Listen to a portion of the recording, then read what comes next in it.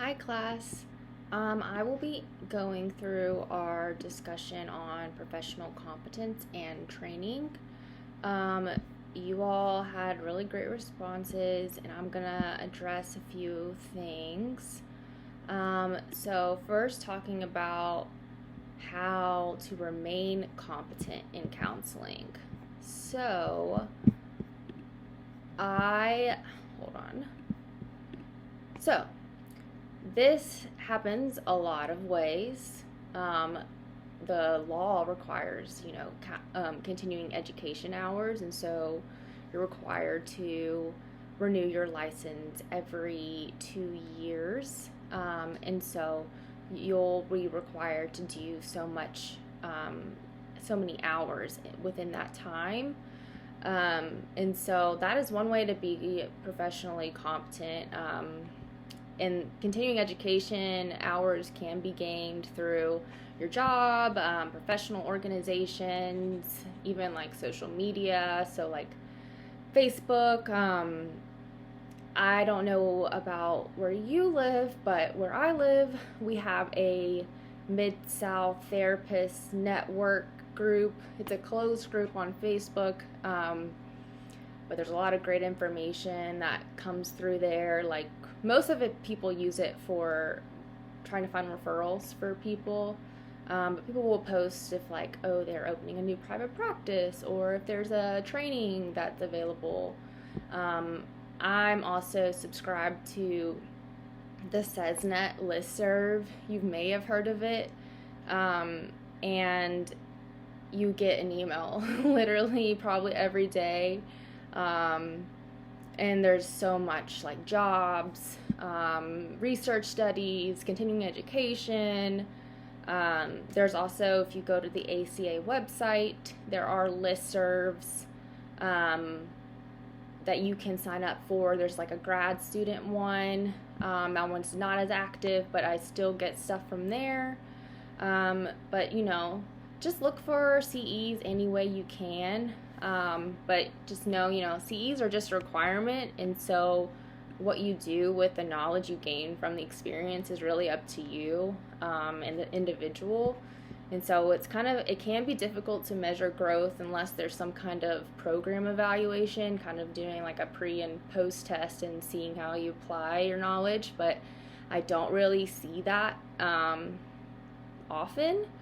And so it's just very important to kind of figure out your own measure of growth.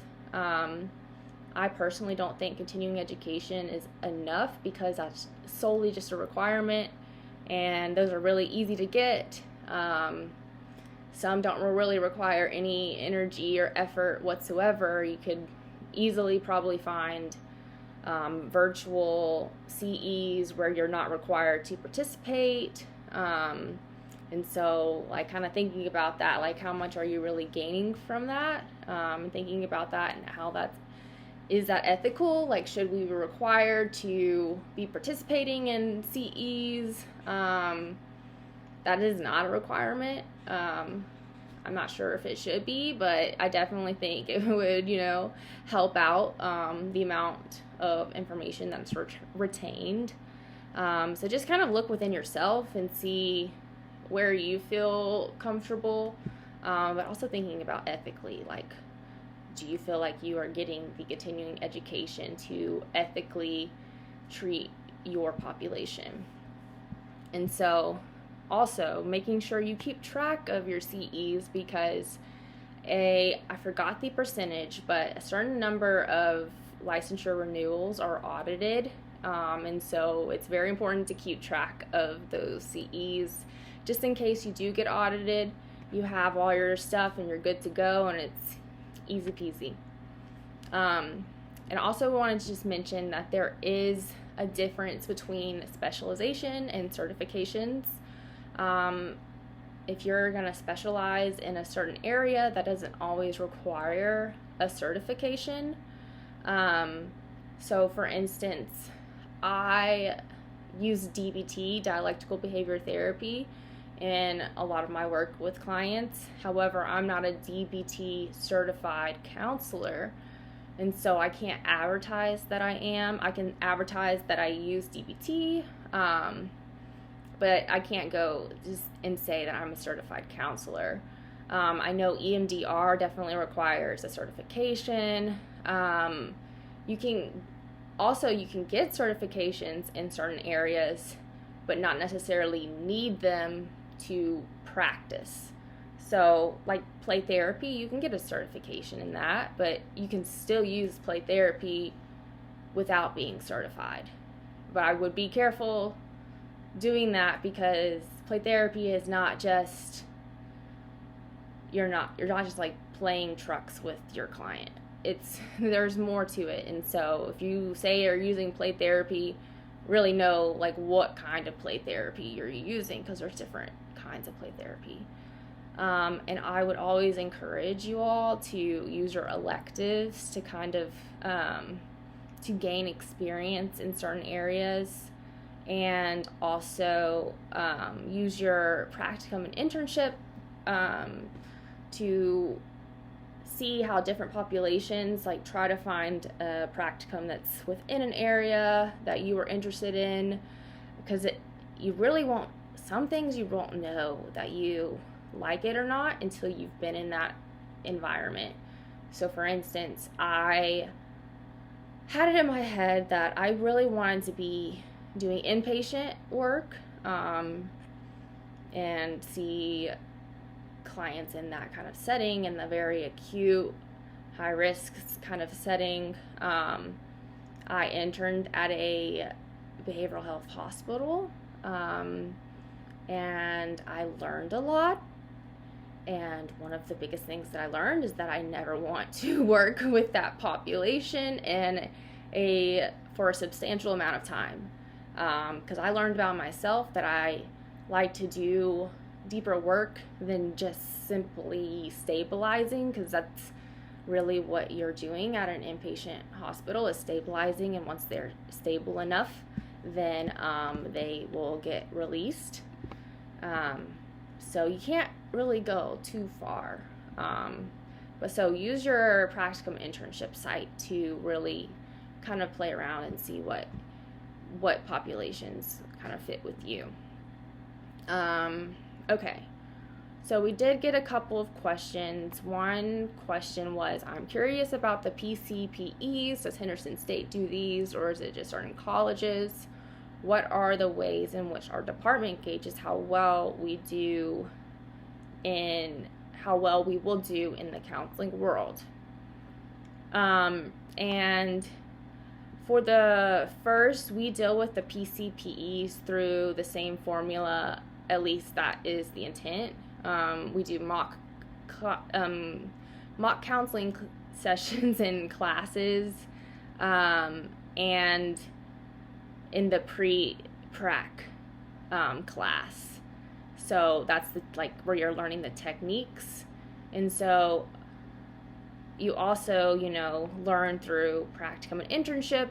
And some classes, offer more opportunities than others to kind of assess your counseling skills. So, your foundations or your beginning class, the classes are a little bit different than they are at my university, at the University of Memphis. And so any of the classes where you're doing that experiential work with like role plays, fish bowls, they're assessing your clinical skills through all of that, how you respond to clients, like case scenarios, including the ethics ones. So how you would respond to that. Obviously, that's how we would anticipate you if you were acting as a counselor at this present moment. So there's all kinds of ways that they're gauging y'all's counseling skills.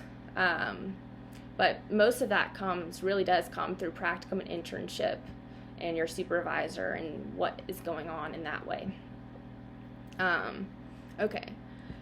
So another question was, I was especially interested in the court cases where students were dismissed from their programs and the processes for remediation and expulsion. I'm curious to learn more about how Henderson faculty deal with gatekeeping under what circumstance students have been remediated and or removed from the program. So, as far as gatekeeping, remediation is a process of attempting to retain students. So a lot of times you hear the word remediation and it's kind of like a scary word, but the whole goal of that is try to keep students in the program. So when we try to notice problems and concerns early and take steps to address those, and this can be done informally, so a professor having a conversation with a student or making notes in a paper through feedback, or it can be done formally with a faculty member or a group of faculty members to have a meeting discuss the concerns. Remediation is typically the more formal of the two approaches. It is also important to remember that faculty discuss students' concerns frequently at our faculty meetings to get ahead of concerns that may come up. And then if a problem persists and remediation does not remedy the problem, then additional steps may be necessary. These may be additional remediation, so another meeting, or if the situation is concerned enough, program termination. However, the program termination is reserved for severe breaches of ethics and professional standards and or failing 2 or more courses.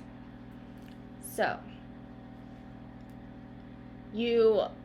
it's likely that the informal process would, be sufficient, but that's not always the case. And remediation is really just trying to have a conversation.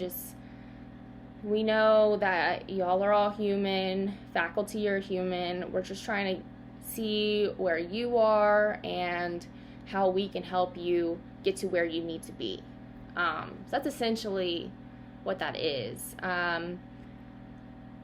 The only time a student has been dismissed from a program that I personally know about at the U of M was when there was very unprofessional communication and boundary crossing from student to faculty, to the point where the faculty member felt threatened, and so had to kind of go through the conduct process with that, and so they were removed from the program. But that is the only student I can think of.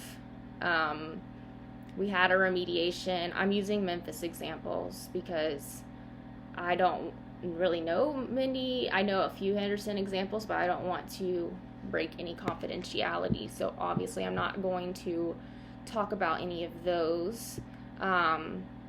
Another Memphis student, there was professionalism issues at their practicum site where they got fired, let go from their practicum site due to professionalism concerns, and so they now have some trainings they have to do. They aren't enrolled this semester and are going to come back the next semester after doing these trainings and demonstrating that they have done what was set out for them in a behavioral contract.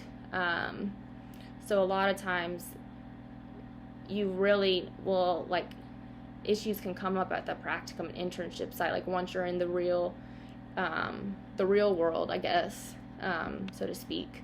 And so, but again, all of this is just to help the student. Remediation is for the student to help keep them in the program. We don't want to let students go. This is such a growing, and there will always be a need, and so we want you to stay in the program and to be a future counselor. Let me know if I didn't answer your question or you have more questions. Okay, another question was how to mention when to prescribe marijuana. And I just wanted to clarify that licensed counselors cannot prescribe marijuana. I looked up Arkansas state law, so y'all have medicinal marijuana. Tennessee doesn't have any of that, so this was new to me. So I looked it up for y'all, and it said, according to Arkansas state law, you're required to fill out an application form if you want to get a prescription, and it's also supposed to be the completed physician written certification. If you ever see any kind of documentation that requires documentation from a physician, automatically exclude yourself from that, because LPCs are not physicians. You have to have an MD to be considered a physician. It's silly, but that's just how it is. Trust me, I know the pain that is, because currently I'm working with a client and helping them get FMLA and short-term disability, but it requires documentation from a physician, and though I'm their counselor and have been meeting with them and know the extent of their problems, I have to refer them to our psychiatrist to be evaluated, so he can sign off on the paperwork, because he is a physician. So even though he doesn't have the relationship or the history with this client, his signature is the one that weighs more in that situation. And so, yes, it can be frustrating, and it is something that, if you're passionate about it, once you graduate, even before, you can get involved in, your organizations, try to help lobby. Right now in Tennessee, LPCs are lobbying to be reimbursed by Medicare, because currently in Tennessee you cannot get reimbursed by Medicare, but social work can, and psychology can. And so there are different things, like if you are interested in certain things, like I would definitely, recommend you get involved advocating for licensure, just state laws that affect you in the counseling and your clients. Okay, I guess that was the last question. Someone asked about learning more about sex therapy, and Henderson State offer a elective in sex therapy, so I would definitely recommend checking that out. I don't know if it will be offered every semester, but odds are, if you're working with an adult and they're in a long-term committed relationship, sex will come up in some short form or another. And so being comfortable talking about that is definitely something that needs to happen. And so definitely check out that sex therapy class. It looks really interesting. And any other electives that really you're interested in, I would definitely go for. Yeah. Again, like I said, every time, just send me an email if I didn't answer all your questions, or if you have follow-up questions. I'm happy to help in any way I can. Have a good week.